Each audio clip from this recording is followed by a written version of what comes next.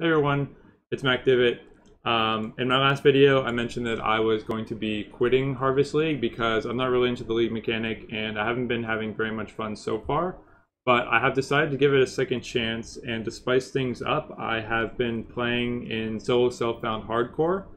And on top of that, I've been playing as an Inquisitor, and on top of that, I have also been playing Glacial Hammer.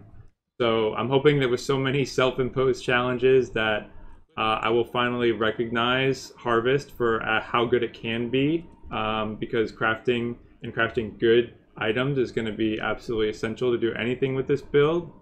But so far it's actually been a lot of fun. I have made it all the way up to Act 10, and I'll put some gameplay in the background here, but it does a pretty good job of clearing packs, and once I get the damage up, it seems like I'll be able to pretty reliably freeze bosses too.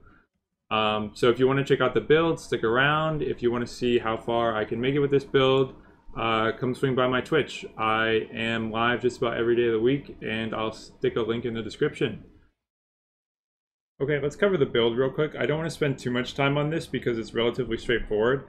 I pretty much just grabbed a ton of elemental and damage nodes to start, along with a bunch of life. Came down here. I started with Arc, so these nodes were fine with Arc.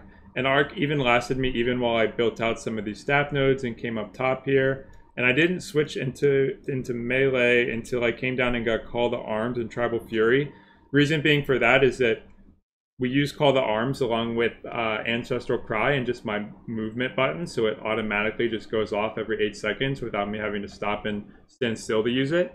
And what that does combined with Tribal Fury is make it so that every Glacial Hammer hit combined with Melee Splash is hitting 5 different targets, 5 different splashes. So it completely fixes your pack clear with the single target skill. The other thing I wanted to call out is that I'm skipping this node here, one with the river and the nodes leading up to it, because the primary benefit of this is that it's giving us Elemental Pen, which we already get from the Inquisitor tree. As you can see, we are getting this pretty standard Inquisitor setup, just going for Inevitable Judgment, getting Instruments of Virtue for faster attack speed, and finally Sanctuary for a little bit more defense and still giving us increased damage taken. Other thing I wanted to call out is that we are taking Glancing Blows. This node is insane because combined with just using Staves and investing into it a little bit here with just 3 extra nodes, we're going to be able to reach the block cap for attack damage, and we're going to get a pretty significant amount of spell damage block too. Taking 50% of that damage is fine because what we're more worried about is taking the big hits, so cutting those in half is going to help us survive a lot. Other thing I wanted to mention is that we are also taking Imbalanced Guard.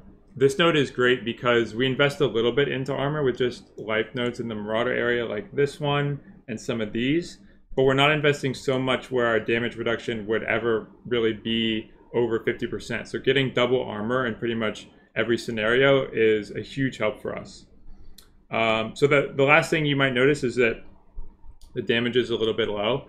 Keep in mind this is a solo self-found and a hardcore build, so focusing much more on defense. Gear isn't going to be insane, and we're using Glacial Hammer. So this build is really just designed to keep you alive, try and see what the skill can do. As you can see, I haven't plugged in any of the items, so it's a little bit of an experiment.